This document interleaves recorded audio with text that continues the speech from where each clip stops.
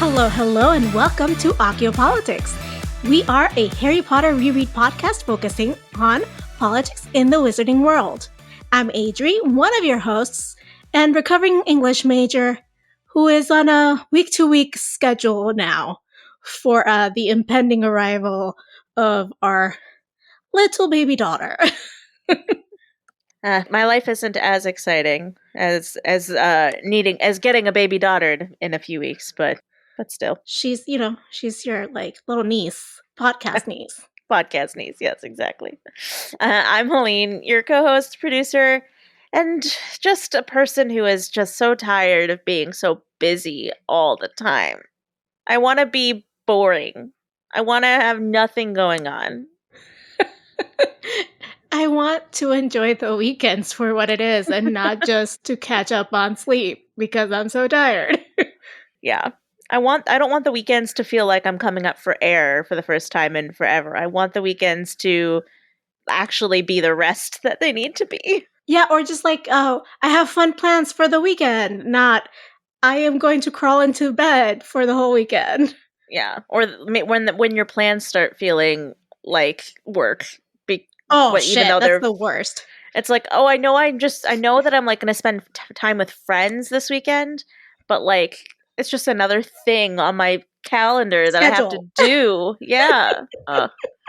That's the level of busy I'm at. Well, it's not that you don't want to spend time with your friends. It's that you feel like you're not really enjoying it because you're already thinking about the other stuff you need to do. Yeah, and just like what I would do if I was home alone right now. Or for me, the weekends are like, oh, cool.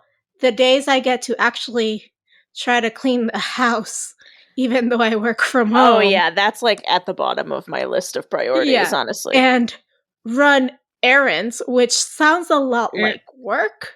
Oh, they are. It is work. So, errands are work. Yeah. 100%. In the middle of a panini. That's where we are. Mm-hmm. That's where we are. Anyway, I don't know if this is a slightly less or more depressing. We're going to talk today about a chapter of Harry Potter and the Half-Blood Prince, number 27, The Lightning Struck Tower, a chapter that I, upon first reading it as a baby Potterhead, had to close the book and sob. Well, this was like a pivotal chapter in the entire series when it first came out. Correct. I mean, spoiler alert, this is the chapter where Dumbledore dies. Like, this is the chapter not only where Dumbledore dies, but where he is killed by Snape. Like, this moment turned the fandom on its head. It's crazy. I'm telling you, I'm not kidding. I closed the book. Yeah. And sobbed for a good half hour straight. I could not keep on going until I got it out of my system. Yeah, I can't remember if I was more sad or angry at first read. I've been both emotions at one point. But yeah, I mean, okay, so I'll do the full chapter summary because although that is the main thing that happens in this chapter, there are other things that happen in this chapter. So do they? It's literally like the last like sentence of the book that he'd have. Anyway, of the chapter, not the book. Anyway, so the chapter summary is: this is the one where, after successfully getting the Death Eaters into Hogwarts, Draco is forced to finally face off with Dumbledore and attempt to kill him per Voldemort's orders. He can't bring himself to finish the task, however, so Snape steps in and finishes the job for him, much to Harry and all of our surprise, when first reading, at least. As you guys know, Dumbledore is like one of my favorite characters, so this chapter was difficult, that's for sure. Very difficult. And yet we soldier on because we are brave little soldiers. Yes. You know who else is brave, Adri? Who? Transgender youths and people who are facing this awful discrimination that's happening in Texas right now. And not just in Texas, my friend. This is the latest, right? Let's heading on to our Potter Watch segment. Yes. Governor Greg Abbott of the lovely state of Texas in which I reside is pushing to investigate medical treatment for trans youth as child abuse, which is so fucked up in so many ways. and also includes a clause there that he wants people to basically snitch on parents. Yeah. Um, so teachers can turn parents in or doctors in. Kind of like the whole like abortion Yeah, thing. this is like a running theme with Texas, unfortunately. Because Correct. that was also And Texas, yeah. correct. Not looking great where I live is all I'm saying. Nope. Nope. And that doesn't mean I need to leave, right? Just yet, but it's becoming a a thinking point at this point, because we need to kick Greg Abbott out of Texas. He's like cruelty is the point with this man. This week, also a week of recording, right? Marjorie Taylor Greene went onto Alex Jones's thing. I don't know if it was the podcast Podcast? Okay. or the TV thing, saying that is she's representative from Georgia, Right. saying that trans people are responsible for more attacks than cis people, which is a lie and also That's like hateful. statistically impossible. Correct, but you know what I'm saying? Like Yeah. it's both incorrect and also very misleading and cruel. And prejudice and awful. Yeah, just bigoted. Yeah. Which reminds me of like the author's stance on this, right?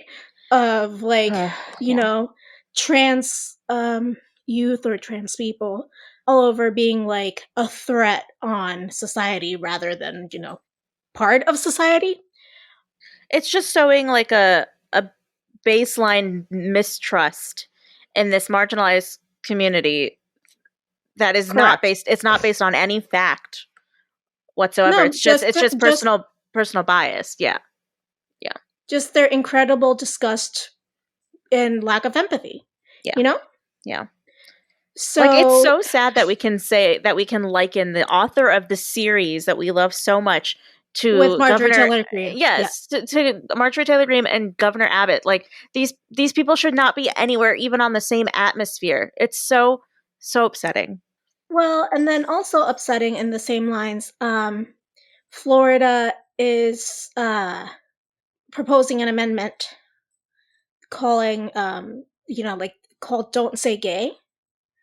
Okay, tell me more about that. I've heard about it, but I haven't done a ton of research. So elaborate. So, it seemed like it was withdrawn, but now it's advancing in the Florida House. Okay. So this is a measure that would prohibit discussions about sexual orientation or gender identity in primary school classrooms. Oh my God. I just like what. Oh. And like this, it's just reminding me like all the stuff that's going on with critical race theory right now in classrooms. Correct. Like and like that thing that happened recently where they banned the reading of the book Mouse about the Holocaust. Like, we're not allowed to talk about race, religion, or sexual identity in school anymore. Like, those are huge pillars of who we all are as people, and yet we're not allowed to discuss them openly and like frankly, and just it's just awful, the fact that like they're just shutting those things out so that people can't learn at these very influential stages of life. Well, and something that I've been thinking a lot about is, I grew up, let's say, with Disney movies, Little Mermaid, Beauty and the Beast, Same. Aladdin. Like those were like when I was like about 5 and onwards. Those were the movies, right? And like heterosexuality is pushed in those movies as 100%, like the only way to be right. So like a lot of the media, even now, is centered on heterosexuality as like a as the model of being, the only narrative world. Yeah. Yes. In the same way, like a lot of narrative is white centered, right? Exactly. So what these people are saying is like, oh, we don't need to teach this in schools because they're going to be like converted or whatever. And I'm just like, I'm pretty sure that a lot of my like contemporaries who are part of the LGBTQIA spectrum, right? Right. watched these same movies and still came out as like non-hetero, right? So like that it's not something that you can like just because you don't talk about it doesn't mean it's not going to exist. Yeah. I mean, it's just like And don't and, ask, and don't just tell. like They just like to like don't ask, don't tell. They just pretended like these people didn't exist for their own comfort, correct. even though that just But doesn't that it change the created reality. suffering. Yeah, it But doesn't it change the created reality. suffering. Yeah. And so what this is going to do is all these bills, all these things that we were talking about, Right. it's just there's just going to they're not going to diminish the amount of trans people in this world. They're not going to diminish the amount of LGBTQ plus people in this world. It's just going to make them harder to live in our world. Yeah. It's, again, cruelty is the point. It is not about accepting each other as we are. It is about enforcing a very narrow viewpoint on everyone, regardless of who you are, and Yeah. making them suffer. Yeah, and all of these laws and all these things that are being passed right now, if you kind of look, they all have a common theme, and it's to make one specific sector of the population comfortable. It's Which not is it's usually white, cis, and Christian. Yeah. Yeah, the more that we pretend these things don't exist, the more that we just, not the more that we stop change and push back progression and the just the betterment of our society and our world, the more that we just kind of try to keep things as they are or always have been. I mean, the more these people they just don't want change. The more they feel comfortable in their world, and if we try to change things and we try to bring these things to light, or finally have these conversations that we've been needing to have for generations, it's just to make those people feel more comfortable in not having to do those things. Well, and let's be clear, it's not they're not leading with empathy or No. anything akin to quote unquote they want to, you know how they want to like hide behind Christian values? They're not No. they're not leading with any Christian values that I know of. Like this is not the stuff that Jesus supposedly like preached, right? Like Right. nowhere in any books did Jesus say like trans people are not people or anything about sexual orientation or anything like that. He preached acceptance and empathy. And so, Yeah. sorry guys, but I don't know how you can find it in your Bible to say this is what we should do other than your own prejudices. Yeah. Against people who are not like you. And you don't want to take time to stand in their shoes to learn what it is to be like them. And we are suffering in this country from a lack of empathy, period. I just think that that's Yeah, probably the world would be a better place if everybody was a bit more empathetic, for sure. just it makes me very sad and very angry at the same time. Well, let's move on to the Other chapter things that make me discussion. sad and Yeah, angry. I was gonna say, I don't know if our chapter discussion today will make you feel any better, but let's But move on let's to it continue. anyway. Let's Yeah, pummel through because somehow. I don't know about you, but my politic is kind of depressing. So So I tried to do a little bit more of a, since this is a hard chapter for me, right? Like I was like, yeah, can I do like a slightly detached politic, like trying okay. to zoom out a little bit? I mean, by all means, attempt. Go ahead. Okay, so one of the things that I really enjoy about language and politics even is rhetoric, right? Like the politics of rhetoric. And rhetoric is, my friends, I'm going to jog your memory to your like English class days, right? Yes. Is the way in which we use language to convince or attempt to convince people of our points. Okay. And what do politicians do the most? use this rhetoric in speeches, in ad campaigns, and in all sorts of different ways. Like even President Biden, when he's not campaigning, he is campaigning. Every speech he gives has these elements of rhetoric. And again, if you took a rhetoric and composition class at some point in your life, you are going to kind of hear these terms and you're going to go back like, oh, yes, these are terms that I learned at one point or another, right? And those terms are the following: ethos, pathos, and logos. Ethos is when someone constructs their argument and uses their own authority or perceived respect to persuade someone. So, like, when Joe Biden talks about like the vaccine chain supply and what he's done to it, he's talking to you as the president of the United States, and that's his authority, right? Pathos is when someone constructs their argument and uses emotion or tries to use emotion to make you feel a certain way so that you're persuaded. So when you hear someone trying to say, like, we've saved so many lives and all these, beautiful sentiments to make you feel good or bad, right? That's using your pathos. Okay. Logos is when someone constructs their argument using logic and reason to persuade the other person. Now you can use these. Tag yourself. I'm pathos. Your logos. I am definitely logos, yes. But you can use them in combination, right? Yeah. So like not one argument is going to be just one. So when I used to teach this class, my favorite thing to do, and probably my students' least favorite thing to do, was deconstruct Super Bowl ads. That sounds awesome. I would love to do that. That sounds so fun. I would have loved to have you in my class. My students thought I was really uncool, okay? Oh my gosh, no, that sounds so fun.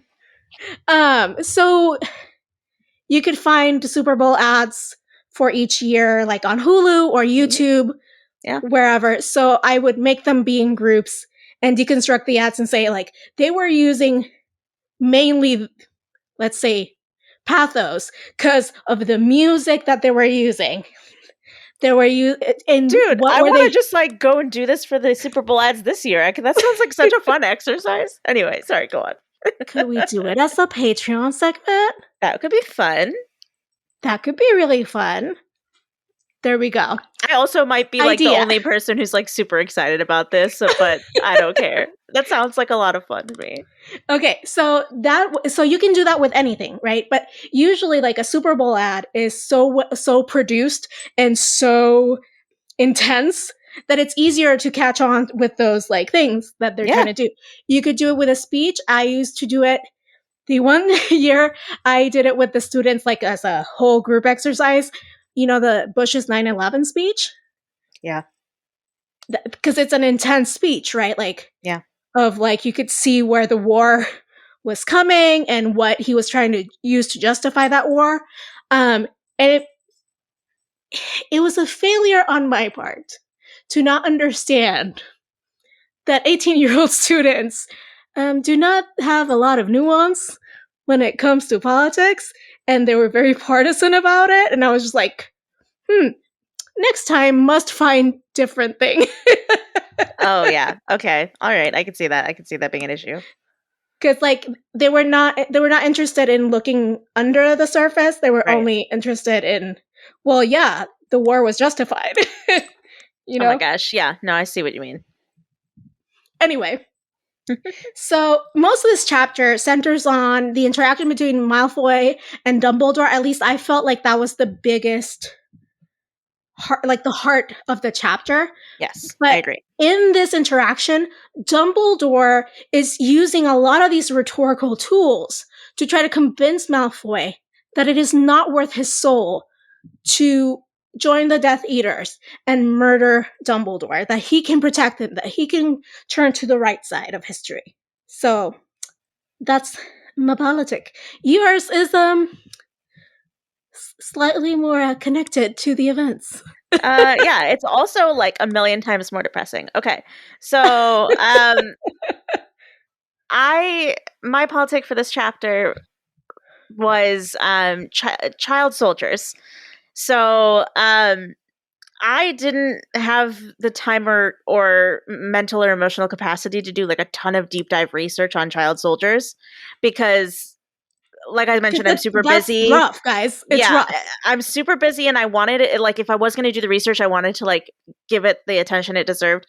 So for this, I found one good resource that I would just thought I'd just read from it to kind of give Yeah, you an idea of like what a child soldier is and why I thought that that might apply to this chapter. So of course. this is from the HRW.org, which is the Human Rights Watch.org. Okay. And it says, and this is what it says on their website. Thousands of children are serving as soldiers in armed conflicts around the world. These boys and girls, some as young as 8 years old, serve in government forces and armed opposition groups. They may fight on the front lines, participate in suicide missions, and act as spies, messengers, or lookouts. Girls may be forced into sexual slavery. Many are abducted or recruited by force, while others join out of desperation, believing that armed groups offer their best chance of survival. We are working to prevent the use of child soldiers and to hold accountable the people who send children to fight. So that's the Human Rights Watch. Um, a lot of people, like in normal, like everyday life, when you think of a child soldier, you probably like associate it with like Africa. There are countries in Africa under really oppressive regimes that have used child soldiers or possibly are currently still using child soldiers. And obviously, I, or maybe not so obviously, at least obviously to me, I picked this politic because, in short, Draco is a child soldier for the Death Eaters. He is under 18. He's actually 16 to be accurate. And he joined the Death Eaters for many of the reasons that was laid out in that paragraph. Mm-hmm. Mainly, I think the main reason was he joined them out of fear of harm against him and his family. But also, like, it could be argued that maybe he didn't actually, like, you know, quote unquote, choose this, which I don't think any child soldiers, like, choose that life. Well, because you can't consent at that age. Exactly. But it could be argued that he was forced under the threat of death to himself and his family. And Correct. also, you know, believing that armed groups offer their best chance for survival, that was one of the reasons that was listed Mm-hmm. earlier. I think that also has a part to play in this. He believes that the Death Eaters are his best chance of survival throughout this war as well. That could possibly be a reason why he joined the Death Eaters as well. So after quote unquote joining, he was then forced to act as a spy for the Death Eaters Mm-hmm. throughout this entire year, and also make an assassination attempt that he knew was going to get him killed either way in the end, and also ended up harming his classmates in the process, whether intentional or not. So something that he's going to have to live with the rest of his life. Oof. Yeah, it's heavy. Tough. It's heavy. It's dark. It's hard. But like, it's the reality. Like, these things happen in real life. These things are awful and they're inhumane and they're scary, and they honestly are like, they show like the core evil of humanity that actually exists, not in a fantasy novel, but like in our everyday life. And so it's just to see something just like this portrayed in a story that's kind of meant for an escape, something that isn't supposed to really ground you back into like the awful root of humanity in life. Like, I don't know. Well, It's I mean, this chapter ain't it. Like, yeah, this chapter is not the one that yeah, yeah, is escapism. yeah. I mean, throughout the series, I gotta say, I don't have a lot of empathy for Draco in general, because Hard same. yeah, Draco is. I mean, despite the situation he found himself in this book, most of the time he is just kind of just like an awful human being. But that doesn't make the situation that he's in right now any less impactful. And it's things like this that do, make me take a step back, at least for his actions specifically in this book. I can find empathy for him in this moment for these actions specifically that he's being coerced into. Yeah, no, I agree with you. Not, everyone knows he's not my favorite character. Yeah. I'm not an apologist. Sorry, guys. Yeah. But in this book, I can't empathize with the amount of pressure he must be under, the amount of Fear. desperation Yeah. and fear that he must be feeling for his mom and for his dad, and the For weight that is himself. on his, for himself, and the weight that is on his shoulders. Yeah. Yeah. So, living in fear, not the best motivation ever. So, what about the quoter moment that you thought? Okay, so this one's heavy. Okay. I mean, this whole chapter is heavy. So, So, as I mentioned before, most of the chapter is based on Dumbledore attempting to convince Malfoy to join the right side through different rhetorical tools. Right. But the most impactful rhetorical tool that I've ever seen Dumbledore use is the one that he used with Snape. As now we know, as people who've read the 7th book, what was really going on. Right. And I will read the following. Severus. The sound frightened Harry beyond anything he had experienced all evening. For the first time, Dumbledore was pleading. Snape said nothing, but walked forward and pushed Malfoy roughly out of the way. The 3 Death Eaters fell back without a word. Even the werewolf seemed cowed. Snape gazed for a moment at Dumbledore, and there was a revulsion and hatred etched in the harsh lines of his face. Severus, please. It's so weird, like reading this moment back now, like knowing. Yeah, because like I don't know. At least like I think this is the right take, but like in reality, he's pleading because he's pleading for Snape to kill him, and Correct. Snape does not want to, and that's why there's hatred etched in his face, because he does not want to kill the person that he, respects and cares for so much. In such little words, right? Because it's Severus, please, right? Yeah, yeah. He is deploying so much pathos. Yeah. Yes. That Snape has started to hate both himself and Dumbledore for putting him in this position. Right. But follows through with it because he pulled at the right strings in his emotions. Yeah. So even the tone can be like the thing that does it. Yeah, and this is something where like I need to rewatch the movie to be sure, but I don't remember them doing like portraying the nuance of the situation as well as I had preferred in the movie. Especially knowing what we know. Exactly. Now. Yeah, exactly. I don't think that they gave this moment the like pause and weight that it deserved. Well, we'll see once we do the rewatch. Yeah. Well, mine isn't much cheerier. This is a very cheery chapter. I don't know how we just found very dark moments. Yeah. Oh man, I can't wait to see I can't even remember what I put for my chocolate at this point. We'll get to it. I mean, like, where did I find happiness in this chapter? The quote that I chose for Child Soldiers is as follows: "I haven't got any options," says Malfoy, and he was suddenly as white as Dumbledore. "I've got to do it. He'll kill me. He'll kill my whole family." Yep. I mean, self-explanatory. Like, obviously, it's just showing that he had no choice whatsoever. Or he felt like he had no choice in the matter, right? Right. So we have a very desperate boy at this moment just being like, it's either you or my family.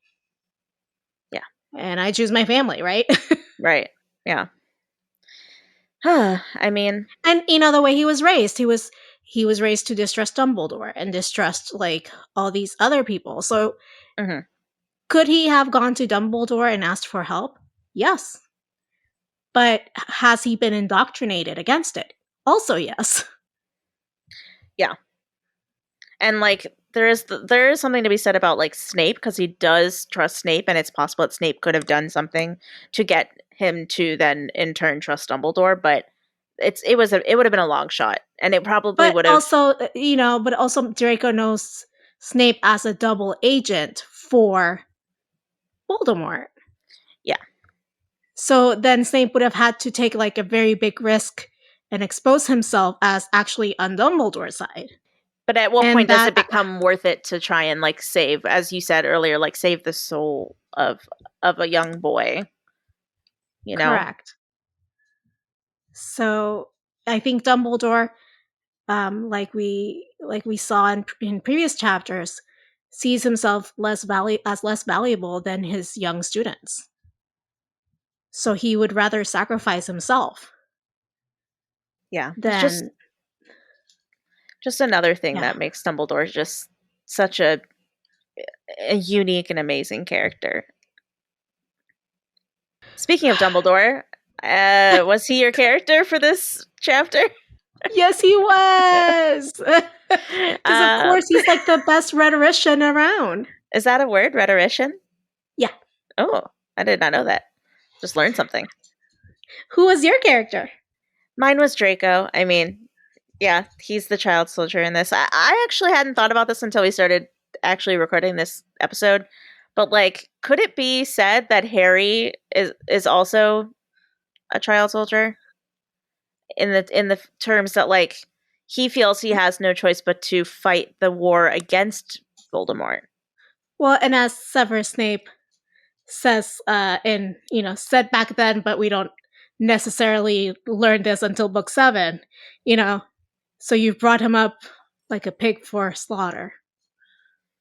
Yeah, like he's kind of been emotionally manipulated in some way or form, I guess. If that's feels a little strong, but it might be true. To Yep. like do these hard, scary, life-threatening things that someone his age would not normally have to think about. Well, and he has this calling, right? The hero's calling. Right. That kind of Dumbledore gives him. But also in that moment where Snape says this, right, where he's like really upset, Dumbledore's kind of like also kind of playing with him Mm-hmm. as using like the rhetoric of like, well, I'm going to tell you part of it, but not all, because I kind of want to see your reaction to this and see if you've changed or not. Like Right. we think like Dumbledore is like not canny when it comes to Snape, but in that memory we see that he's also kind of baiting Snape and seeing like, what do you really think about this? Mm-hmm. Tell me how you really feel. Yeah. Because he's withholding like the fact that he believes that Harry can survive this. Yeah. That's important information too. Yeah. Exactly. What about? How do you see? Well, okay, so throughout the book, okay, Yes. I want us to take a small journey back and think about like all the times Dumbledore deployed his rhetorical gifts, as it were, to convince our boy Harry in this book that Severus Snape was worth trusting. Yeah, it's hard though because not once does it ever work. I know. Like Because I'm used to Dumbledore's rhetoric like being impactful and like working, and this is like the one yeah, instance where this it is the never one did. because our boy Harry is a hard-headed Yeah, boy when it comes to stubborn boy. Severus Snape. So Right. no amount of rhetoric, whether it's ethos, pathos, logos, a combination of all of them, Snape getting a Super Bowl ad to just target Harry, like it's not going to happen. Right. Yeah. No, you're right. Yeah. Even like when Lupin is like, yeah, we trust him, Harry's like, It My literally man, would not no. matter. It would not matter who said it to Harry. Harry, like, it could, I mean, the people who Harry trusts more in the entire world said it to him. Hey, you should trust Snape. And it doesn't matter who says it to him. Like, literally, his dead mother could come back from the grave and I say, and was tell, just gonna say, Lily Potter or yeah, Lily Evans could literally rise from the dead and be like, he was my BFF. You can trust him. And he'd still be like, no yeah, thanks. nope. Yeah, he wouldn't Mm-mm. leave anyone. No, Not James Potter, no one. no. He's like, I have this feeling, and this feeling is valid, and you're not going to invalidate my feeling about this man who tortures me in class. Yeah. Well, for me throughout the book, I kind of touched on it already, but like Draco's missions that we see him, the main mission of trying to kill Dumbledore throughout the book, under the influence of the Death Eaters and the threats on him and his family, and then him almost becoming a murderer of the two other students, Ron and Katie. Like, he would never have done anything like that if he wasn't being coerced by the Death Eaters to kill Yeah, Dumbledore. he's more of a like a bully, like a verbal attack kind of person. Yeah, he wouldn't have taken Until these this like book. physical measures that Yeah. almost made him a murderer multiple times. Mhm. And these are things that, like I said earlier, they're things that he's going to have to live with his entire life. And he would have had to, if the murders had been successful, if Katie had died from the cursed necklace, if Ron had died from the poisoned mead, if he had been successful in killing Dumbledore, like, that's something he'd have to carry in his conscience his entire life. Yeah. Sad. We Sad. just sighed at the same time. Yeah, just sad stuff, guys. But what else is sad? You know what else is sad? Dementors. Dementors are sad. Let's get Yeah. all the sad out of the way. Ted Cruz with a cloak, just sucking the joy out of all Texans, along with Greg Abbott, the other Dementor. Yeah. What's your Greg Abbott this week? My Greg Abbott is Harry being paralyzed and forced to watch Dumbledore die. Like, woof. Ugh, that's a toughie. Yeah. Yeah, I read yours and I was like, oh yeah, that works for me too. However, because I couldn't pick like just one moment that was just sad above the rest in this chapter, I went I with, mean, can I say the whole chapter? yeah, instead of picking like one specific moment, that actually happened in the chapter. I decided I noticed a plot hole and it bothered me, so that's what I decided my Dementor is going to be this chapter. So, Yes. so the plot hole is, okay. So we learn in this chapter that Draco has had Madame Rosmerta under the Imperious curse basically the whole year. She like snuck into the bathroom and gave Katie the necklace. She poisoned the mead and then gave it to Slughorn as a gift to give to Dumbledore.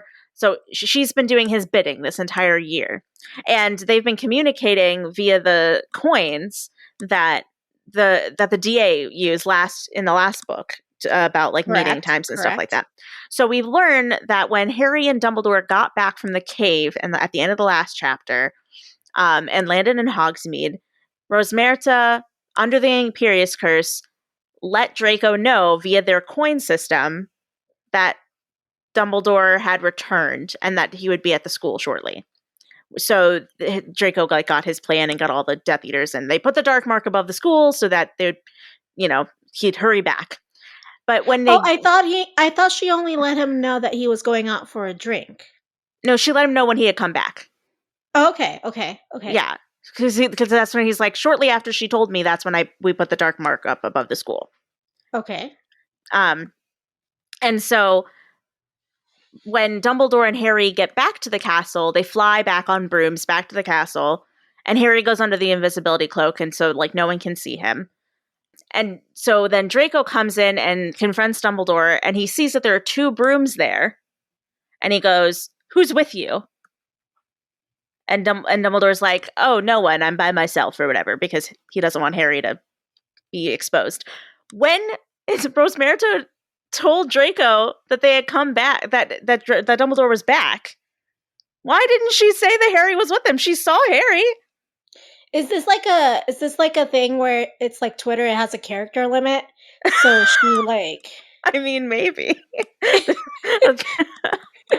I was just like, wait. like back when people had beepers, and like Yeah. that also had a character limit. Like you couldn't get the whole message guess across. like that would be a logical reason as to why she didn't. I just think that they just like it was just a stupid plot hole. Like Rosmerta saw both Harry and Dumbledore return. She helped Harry get a broom for him to ride back on before he went under the invisibility cloak. And it would have made sense for her to warn Draco that both Dumbledore and Harry were there so that he knew that oh, Dumbledore has backup, and he's not just alone. But she did but so when he gets there, Draco's like, "Oh, who's with you?" Like, dude, Rosmerta should have fucking told you. Anyway, that, it just or you bothered didn't me. do the Imperious Curse like well enough. Also, okay, so maybe I'm just not understanding the Imperious Curse well. Yeah. But I thought you had to be pretty close to the person always to maintain it. Yeah, I don't know about. I think you definitely have to be close to like cast it, but that's the thing. I don't think we know enough about like long-term Imperious Curse use. So like you wouldn't have to say like it doesn't have like a radius limit. I guess not. I also don't know if it has a time limit. Like how, like do you have to un-Imperious them for it to be over, or like, or does it like fade after a while, and then you have to re-Imperious them every But like then an wouldn't hour or something? wouldn't you have to like sustain a lot of concentration to keep it going? Did Yeah, he have like I have Death no Eaters? idea. Did he have Death Eaters also at like Yeah. Hogsmeade helping him sustain it? Like I have so many questions about that. Yeah, Aspect of it doesn't make a lot of sense. And I would like to know Correct. more as well. But Okay. we are led to believe that he has just had her under the Imperious Curse like continuously the whole year. Well, I mean, if he had had to sustain that magic, plus do work, plus try to fix the cabinet, Yeah. plus all these other things, no wonder he was having like panic attacks in the bathroom. Right. Yeah. So anyway, that bothered me. And then because I felt like I needed to say something that actually happened in the chapter too, I just threw Fenrir Grey back in there because he gives me the heebie-jeebies every time he shows up. Gross. He's so gross. Yeah, I don't like him. I don't like him. No. That's an understatement. But still. Also, like the part where like Dumbledore's like, "Oh, interesting. You've developed a taste of for human flesh like 24/7 now?" Yeah, so now you're just a cannibal as well as a werewolf. Cool. Cool. That's unusual. Like he's just like trying to like, even as he is like basically dying and he knows he's gonna die, he's like just trying to make polite chit chat here, guys. Yeah, well, on that note, that actually kind of relates to my chocolate. Oh, tell me more. So my chocolate actually was, even though Dumbledore knows he's about to die and he's like, about to be murdered very he's shortly. About to be murdered, but he's like, "Here, welcome to my tea party." Yeah, he's still up until his dying breath trying to teach Draco not to use racial slurs. Like he points out to Draco, because Draco uses the word mudblood in relation to Hermione, and he's like, "I would really like you to not use that word." And he's like, "Really, you fucking care if I say mudblood right now? I'm about to kill you." And he's just like, "Yeah, I care." Words matter, dude. Okay, like words matter, my dude. Yeah. So up until his dying breath, he's still trying to like teach Draco to be a better person, I guess. God bless that man. Yeah. So what was your chocolate? My chocolate was just Dumbledore's like overall like optimism and basically his deathbed or his death tower. I don't know what else to call it. Yeah, I know. I don't either. She's this like optimistic, trusting nature, and how he was just trying to convince Draco to like just turn to the right side. We've got you. We've got your back. Like I know that you're not this bad dude. Like like all these things that I'm like, this is why he gets recruits, right? Like because he's very good at this. Yeah. Yeah, I don't know if like Dumbledore fully 100% believed that it was going to work. Like him But trying to he still tries. but Like he still that's the tries. Yeah. point. Yeah. And like I said, he was just having like a very polite tea party in his death tower. If anyone's going to be super calm right before they're about to die at the hands of another person, not even just like, it's not like he's come to terms with like a terminal illness. Although technically, I guess he kind of has. Yes, he has because of the hand. That's true. But like he And even also then he like just had like the as Seth coined, the Gatorade of yeah, sadness. he did just that's true. He had the Gatorade of sadness. That was like my favorite part of that episode. Um I just like I want to use that all the time now. But yeah, but even with like his hand and like knowing that he was going to die at some point in the next year, like he didn't his timeline kind of got pushed up pretty quickly, right? Like I don't know if he knew he was going to die that night. That like he still Well, had I to come to mean, terms with that. he tried to make it the best. Like he compressed his timeline. He's like, "Okay, Harry, here's some secrets I've been keeping from you." Drop, drop, drop. But and like probably kept like all his affairs in order just in case. Man, that Dumbledore. What a guy. What a dude. R.I.P. Pour one out. In memoriam. Yeah. Oh. Well, as we have come to a close on chapter 27, we would like to thank our patrons for making it possible to keep up this show even through the dark times like chapter 27 of Harry Potter and the Half-Blood Prince. If you would like to keep us going, you could join our secret exclusive club at patreon.com/Ociopolitics. Yeah, if you were to join said club, you would get some pretty cool perks and bonus content. So for $2 a month, you're going to get access to bonus content for every single episode, just like one that we're going to talk about later in this episode. And then $5 and $10 a month tiers get you physical rewards every 3 months, like recipes and stickers. And also, possibly a thing where we do like the Super Bowl ads deconstruction of Ethos Pathos logos. Yeah, if that you sounded know, interesting to you as it did to me, sign up on patreon.com today. because Helene, you and I could do a video like on Zencaster Oh, that'd be and fun. discuss. Yes, I'd be there. And we could like play the ad and then talk about it. Yeah, and I could stitch it up, in post. Oh my gosh. I'm just Loving saying. it. Ba-da-ba-ba-ba. I'm loving it. All right, so today's exclusive Patreon content, sadly not the Super Bowl ads yet, Not but yet. we will get there. It is a deeper look at the Malfoy family. Yeah, seeing as we got some really interesting stuff around Draco this chapter, I thought it would be interesting to take a deep dive on the family as a whole and their background. Yes, I love it. Now, every episode, we ask our listeners a question. Last week, Helene, you couldn't join us for the Gatorade of Sadness. No, sadly. But you're here, and that's all that counts. Yeah. And also, you like the episode, and that also matters Yes. too. I love Seth. As I told my mother-in-law, you know what? I'll keep him. Yeah, you should. I support that. I think she gets upset with me because like I'm just not like over enthusiastic about it. I'm like, yeah, I'll keep him. It's fine.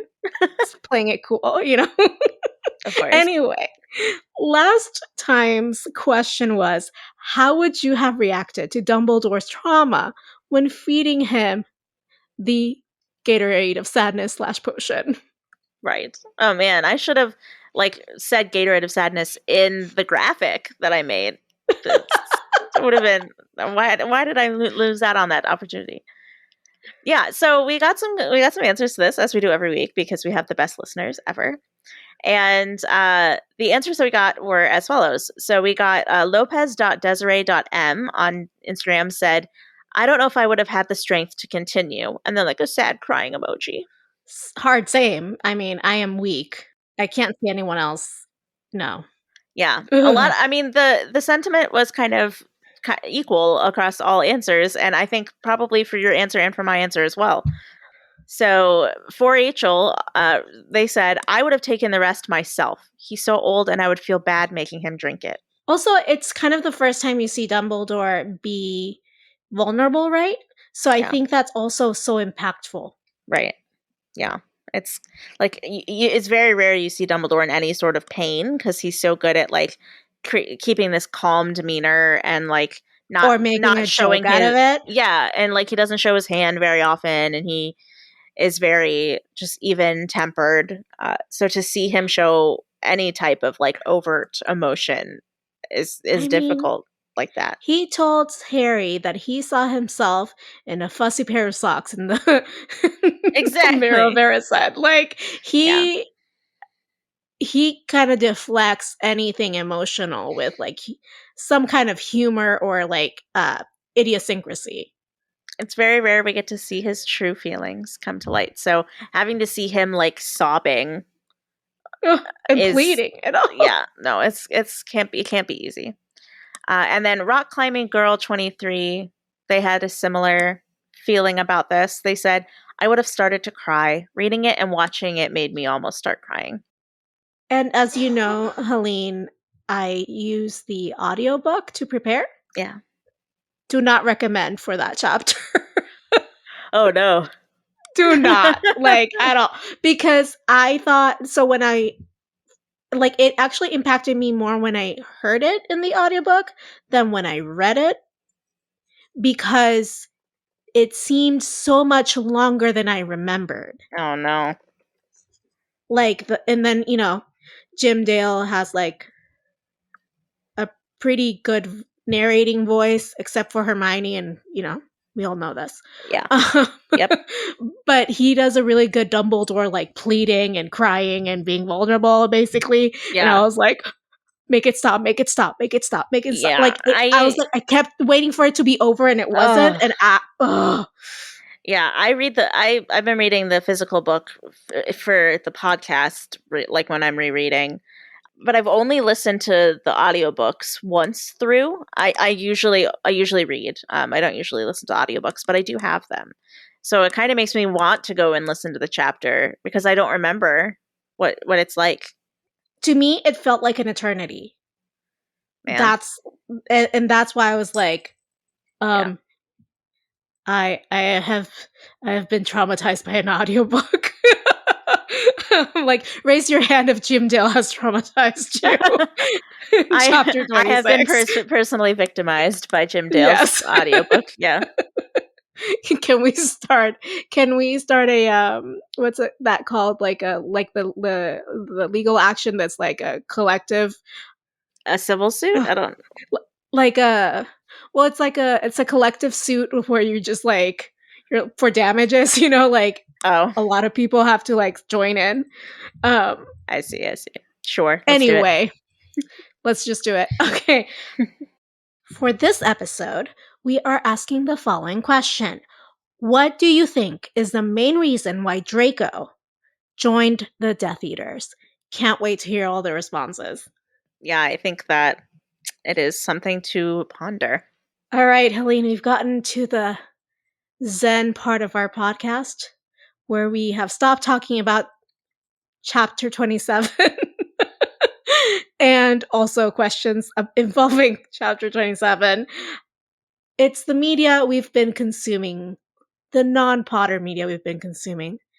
What have you been watching or Okay, listening to? so this is crazy because I know that I said I've been super busy and I honestly have been. Like I feel like I haven't had like a minute to just like sit by myself, but I actually have like a list of things that I finally like watched and caught up on. Oh my goodness, girl. Which is weird. I don't know where I found the time, but so the list consists of the following: there's Euphoria, Love Is Blind season 2, Peacemaker. I finally watched the first season of that. I finally watched the third season of Miracle Workers, which was up on HBO Max with Daniel Radcliffe. I watched that recently.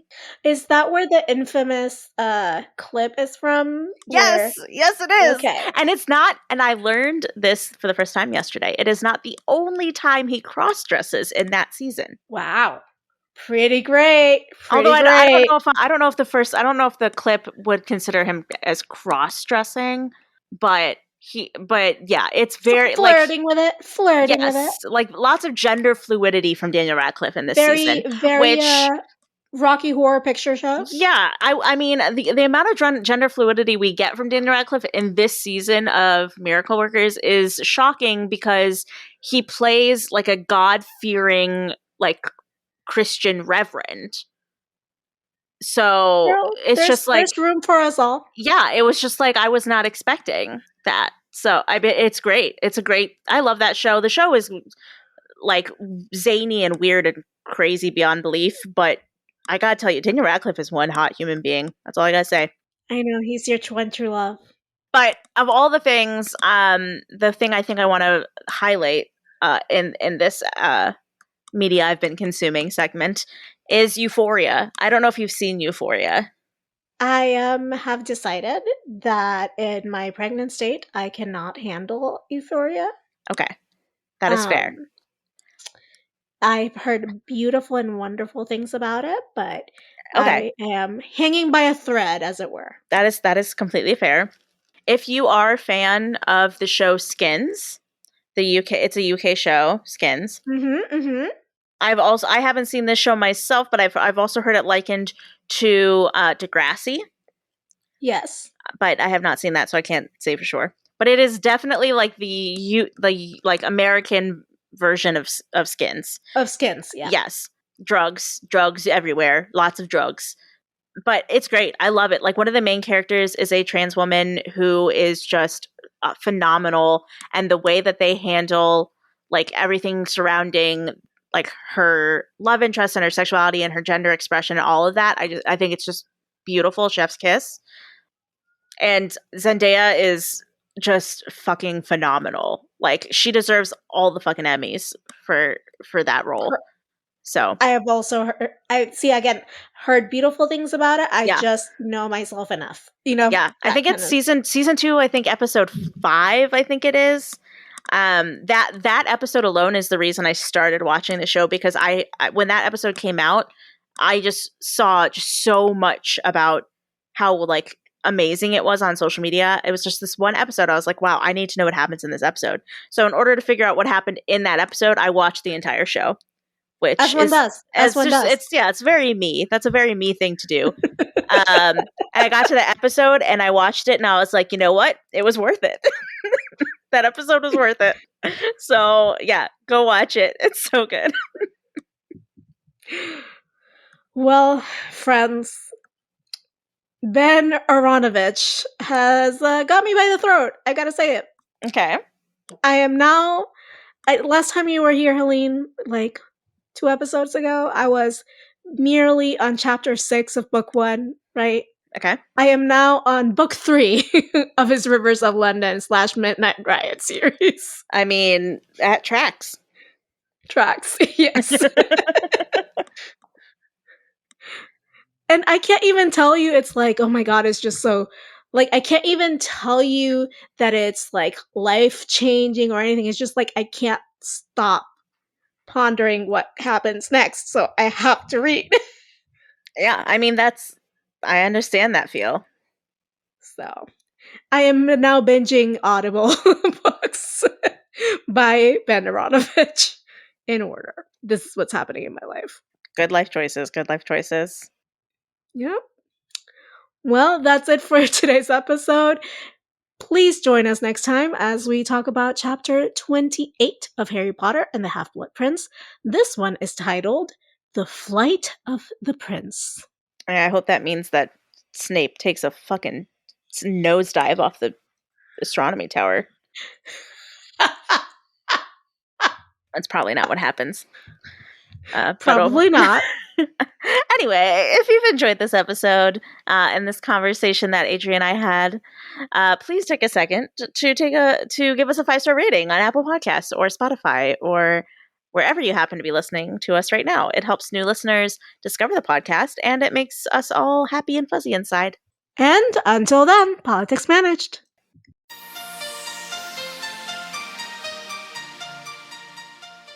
Support this show by going to patreon.com/Akiopolitics. Our patrons keep this show going. You can find us online at occhiopolitics.com, and we are at Occhiopolitics on Twitter, Facebook, and Instagram. You can email us your thoughts at info@occhiopolitics.com. Leave us a voicemail at 915-996-1699, and you might just hear yourself on the podcast. Adriana Wilson is the founder and creative director of the podcast. Helene Karp is the producer and social media manager. Allison Pullman is the audio wizard and editor who makes us sound so good. Cover art and physical rewards are designed by Adriana Wilson. The views expressed by the hosts and guests are expressly their own and not representative of their employers or associates. Occiopolitics is part of the MuggleNet family of podcasts.